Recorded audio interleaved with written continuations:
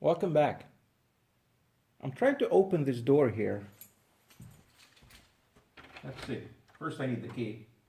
That's not part of it. So for me to open the door, a few things actually go into it. First, the door here is rotating about the hinges. These are the hinges. These. And so the rotation is around a fixed axis over there. For me to cause rotation, I have to first apply a force. Preferably, the force that I apply if I'm trying to open the door should not be here. Nobody puts the doorknob at this end. That would not be very efficient. So it matters where I apply the force relative to the hinge. The distance from the hinge to where the force that I apply is called R. The force that I apply, so it matters how much force I apply, where I apply it relative to the hinges, and also in what direction I should apply the force. If I want to rotate the door, I should not be doing this. That's a waste. And I should not be doing this. That's also a waste. I will try to apply the force perpendicular to R. So if the vector R points from the hinges to here, right? The vector R points from the hinges to where the force is applied, and my force should be perpendicular to it. Any force that's parallel to R or anti-parallel or parallel to R, that's a waste. It's just trying to rip the door off the hinges. All right, that's not what we do to doors. We want to open and close them. Okay, that gives us the concept of torque. So let's summarize what's going on. So torque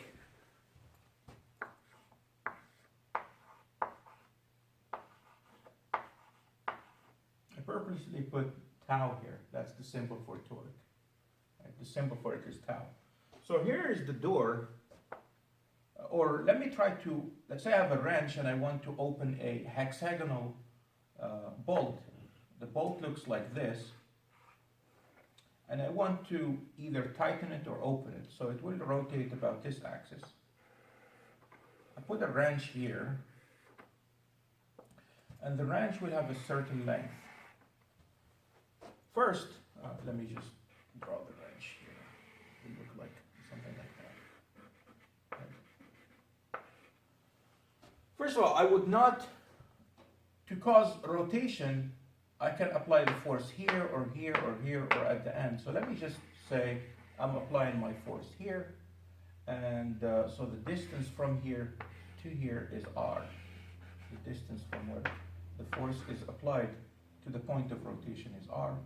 And this is the direction in which I'm going to apply the force. Let's say I'm applying the force this way. This is F. This angle here is we call it phi or phi. So to cause rotation,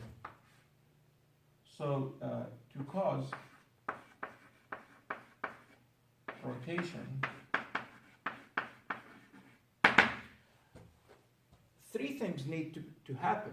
First of all, if I apply my force here at the distance 0, right at the bolt, I will not cause a rotation. So how much force you apply, it will depend on how much force you apply to where you apply the force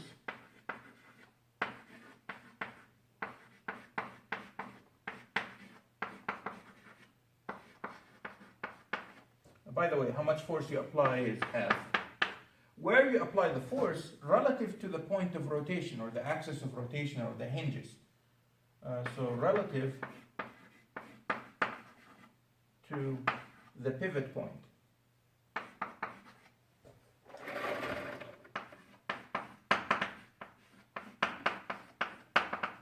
Okay? Relative to the pivot point. I'm going to call that R. And then the direction in which you apply the force.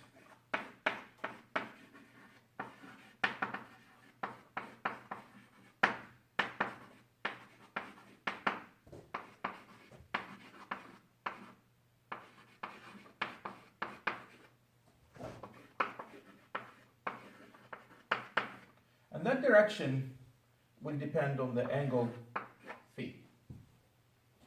So any of these, if any of these is not satisfied or not satisfied in the right way, the rotation will be zero. The torque, we say, will be zero. You will get no rotation. So for example, if you don't apply a force, you're not going to get rotation. If you apply more force, you will get you're more likely to get rotation. Now, so you apply a force. So let's say the force is not zero. You go and apply the force right here. The rotation is still going to be zero because r is zero. And then let's say you don't apply it here. You decide to apply it here, or here, or here. Then you're more likely to have a rotation. But then you come in and you apply either your force this way or maybe you apply it this way. That's not going to cause a rotation. And so the part of the force that's parallel to the axis or anti-parallel to it is useless. So this part of the force, so the force can be broken down into this part, F parallel to the axis of rotation, and F perpendicular to the axis of rotation. That's going to cause the rotation here. The two lines like this parallel and this one means perpendicular. And this part here is the opposite, so it's the sine. F sine of phi. So we will write down the equation here. Torque, the magnitude of the torque will be R times F times the sine of phi. Again, if R is 0, you get 0 torque. If F is 0, you get 0 torque. And if the angle is either 0 or 180, you get 0 also. And the torque can be counterclockwise, in which case we would say positive, or it could be clockwise, in which case it will be negative. This is the magnitude. If you want the full equation, which is the vector equation, it will be tau like this, and it is equal to the vector r, and the vector r will point this way in our case, r, and the vector r, and the force in here looks like this in that case, and it is the cross product like this, r cross f, and the magnitude of the cross product is equal to r times f times the sine of phi. We will see what the definition of the cross product, or review it in a moment. But I'm just giving you a preview. For now, let's just worry about the magnitude of the torque. Okay. So let me write down this problem here from our book. It's an example. It says, Luis uses a 20 centimeter long wrench to turn a nut.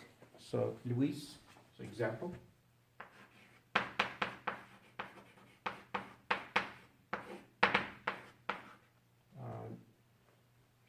Luis uses a 20 centimeter long wrench to turn a nut. Okay. The wrench handle is tilted 30 degrees above the horizontal. The wrench handle is tilted 30 degrees above the horizontal.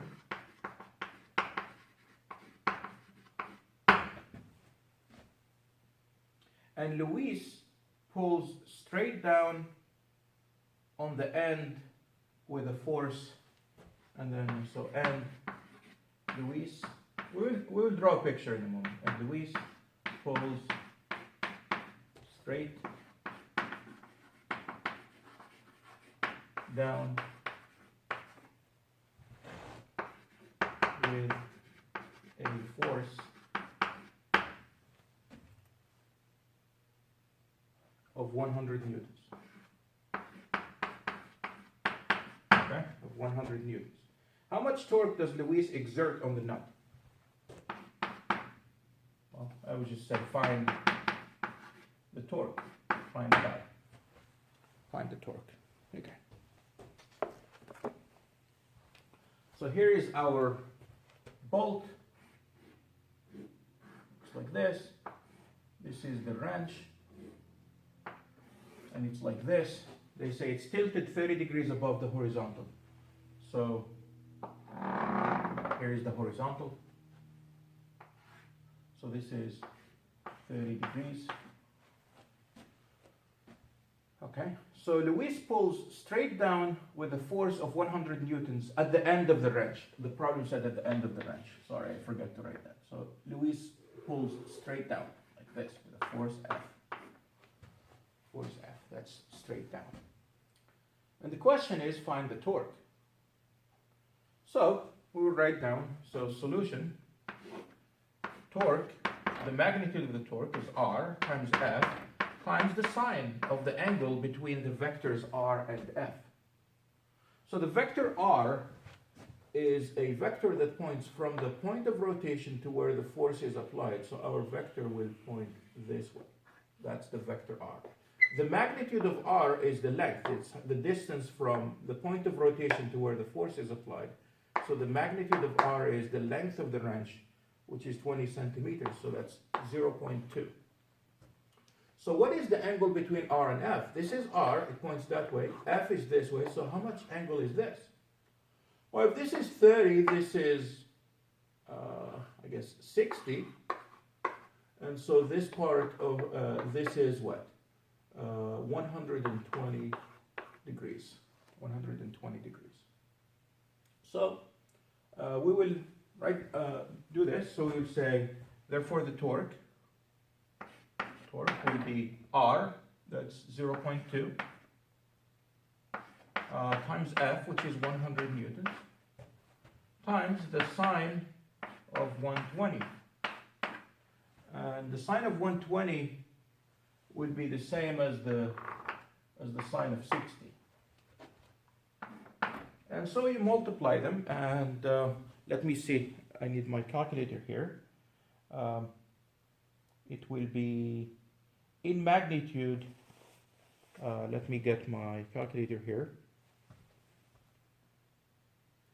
So I get 17.32. So I would write it as 17.3. By the way, I failed to tell you what the units are. I think they're clear though. Sine is unitless. So R times F, that's meters times newtons. Meters times newtons, or newtons times meters. Okay. So this is the magnitude of the torque. Now, is the torque positive or negative? We say if the torque is counterclockwise, if this force causes a counterclockwise rotation, then that's positive. If the rotation caused is clockwise, then this is negative. It's all contained in this cross product here, which I will show you later how to do it. And so. So it will be, it's a negative torque. And the direction of the torque is actually in the Z direction. It's perpendicular to R and F. Okay? To R and F. So it's negative. So this is the magnitude. It will be positive 17.3. And the direction, you have to put a minus sign yourself. You have to put a minus sign yourself. Because we know it's going to be clockwise.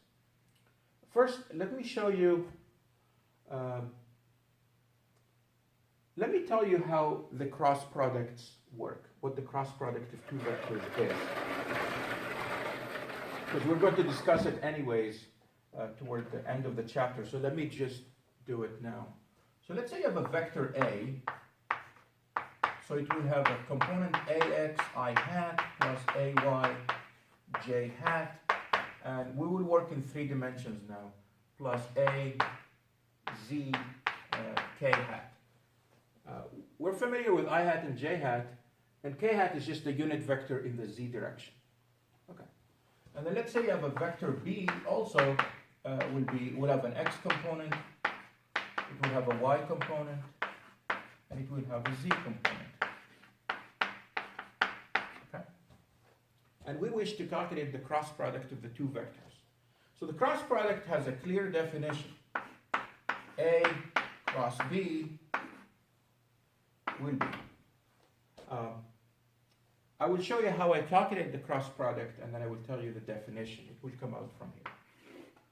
we write this: I hat, j hat, k hat, ax, ay, az, bx, by, and bz.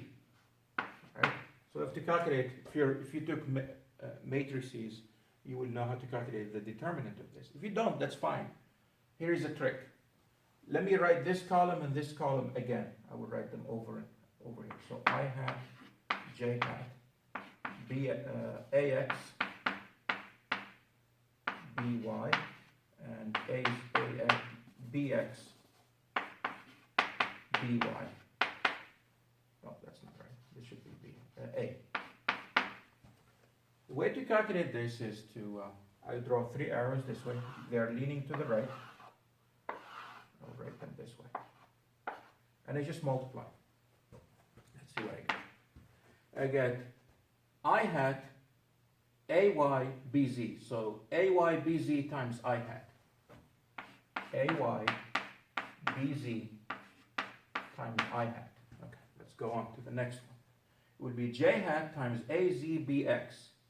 So az, bx, j hat plus az, bx, j hat plus, go to the next one.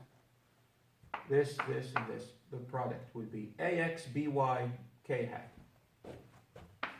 Ax, by, and then k hat.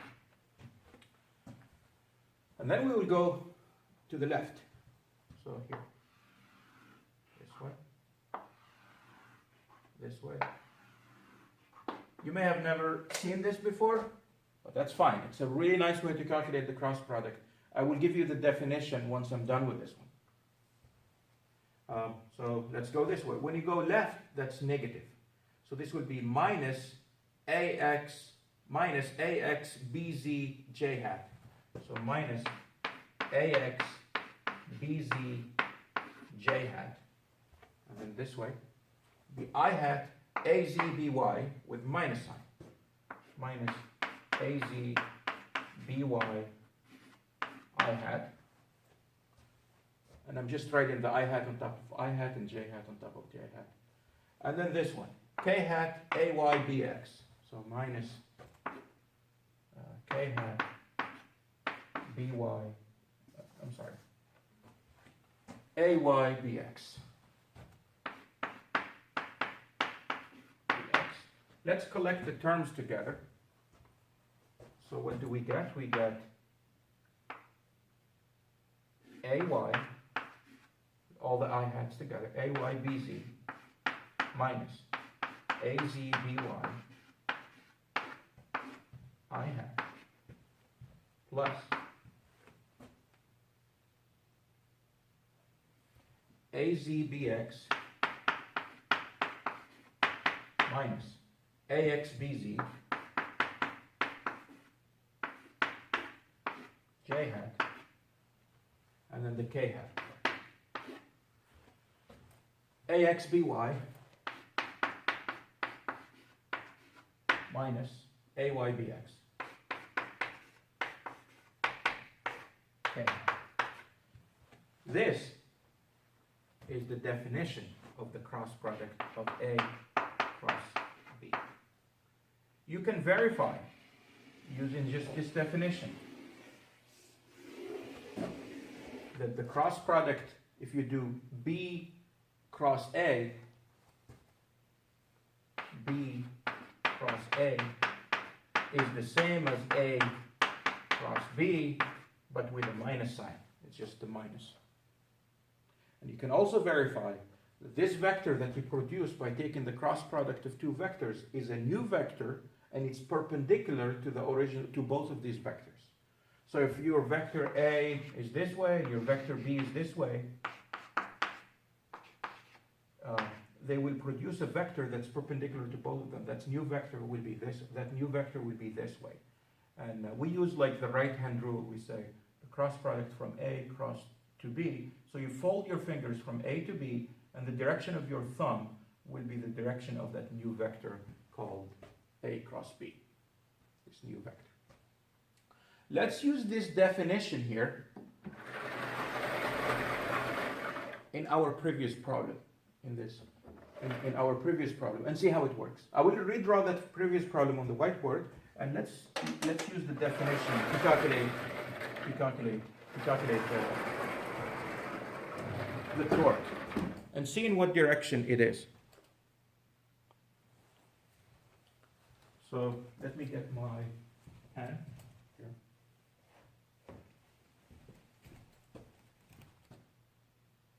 Just want to show you this. So here is our point of rotation. No need to draw, or yeah, why not draw the hexagonal wrench again? We had our force here, so our vector R is in this direction, and it points at 30 degrees. Phi is 30 degrees. The force F is equal to 100 newtons. The magnitude of F is 100 newtons, and it just points straight down. The magnitude of the vector R is 20 centimeters, 0.2 meters. I'm going to find, first of all, I have to define my X and Y coordinates. I'm going to define them just this way. Here is the X, and here is the Y. Right? Let's find the X component of the vector R. The vector R points this way, so it has an X component this way, and a Y component this way. And this is phi, this is R. So the X component of R is just the magnitude of R times the cosine of phi, and the Y component is the magnitude of R times the sine of phi. So Rx would be R times the cosine of phi, and that's 0.2 times the cosine of 30 degrees. And let me just get my calculator here to produce that. So I have 0.2 times the cosine of 30 degrees, and that gives me 0.173. 0.173. Ry will be R times the sine of phi, and that's 0.2 times the sine of 30 degrees, and that gives me, sine of 30 is a half, so it's simply 0.1. For our force, the X component of our force, well, our force is straight down, so it doesn't have an X component. If you like, it would be 100 times the cosine of 270 degrees, which is 0. No need to do that. It's just straight down, so it's just Y in the negative direction. The Y component of our force F is minus 100. So I'm going to use the definition of torque. The torque is R cross F. And let's see what it is. So I can either memorize this or just use this. To me, I never memorized that one. This is easier because this gives me this one. So you can use this to be the definition of the cross product because they're equivalent.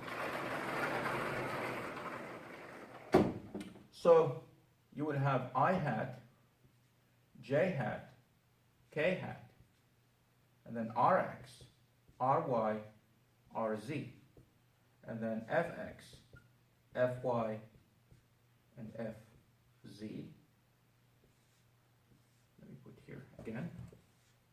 So I have I hat, J hat, K hat. What is the X component of R? Well, it's 0.1732. What is the Y component of R? It's 0.1. What is the K component of R? It doesn't have any, so it's 0. What is the X component of F? Well, it's 0. What is the Y component of F? Well, it's negative 100. What's the Z component of F? It doesn't have any. So I have to do this. So again, the trick is write to the first two columns again. If you haven't learned this, if you're familiar with this, just do it your way. I think my way is very efficient. I saw it one time. I picked it from one linear algebra book a long time ago when I took it. Yeah. So let's see here. 0.1732, and then 0, and then here J hat, and I have 0.1 and minus 100. And the way we evaluate is we go this way. So this will give us 0, and this will give us 0, right? Just multiply them. I hat times 0.1 times 0, that's 0. And this will give us 0. So this will give us, we're going that way. So we get the following. We get negative 100 times this, times k hat. So that's negative 100 times 0.173. So that's negative 17.32 k hat. Okay. And then here, you will go this way. So that's a 0. That's a 0. And that's a 0, because all of them have a 0. So when you multiply by it, you get 0, 0. So the magnitude is negative 17.32. Or I'm sorry, it is 17.3. That's the magnitude. The direction is negative because it's in the clockwise direction. And this gives us everything. The magnitude of this vector, well, it only has one component, so the magnitude is 17.32. The direction is in the negative k direction, which is the negative z direction.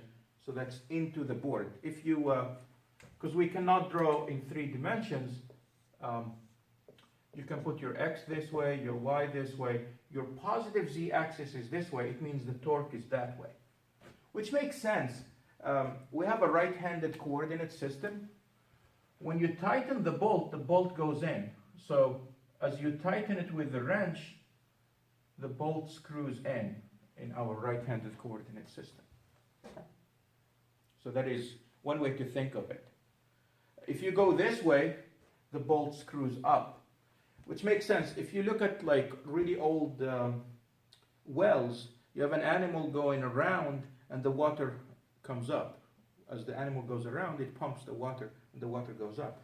So when it goes counterclockwise, it comes out. When it goes clockwise, it goes in.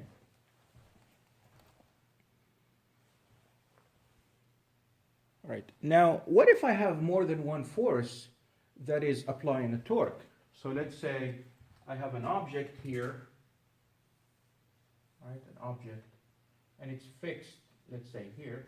Let's say a wrench. You want to open, somebody else wants to close, or somebody else is helping you. So you pull down and somebody else maybe, so there is a force here, F1, and maybe somebody else is pulling this way with a force F2, and maybe somebody else is also pulling straight down with a force F3. What happens? Will it turn right? Will it turn left? What you have to do is calculate the torque caused by F1. Calculate the torque caused by F2. So you have to find the radius from the point of rotation to F2, to F3, and to F, this should say F1. To F1, to F2, to F3. Find the total torque. Find the individual torques. Account them with the sign. For example here, F2 is trying to rotate it counterclockwise. That's a positive torque. Calculate it. F1 is trying to cause a clockwise torque. That's negative torque. F3 is trying to cause a clockwise torque. That's also a negative torque. Add it. And then if the torque comes out to be positive, it will go counterclockwise. The counterclockwise wins. If it comes negative, then the clockwise wins. And that will depend on the magnitude of the forces, where they were applied, and the direction in which they were applied. All right? So I will get to that in a moment. So let me pause this and we come back in the next segment.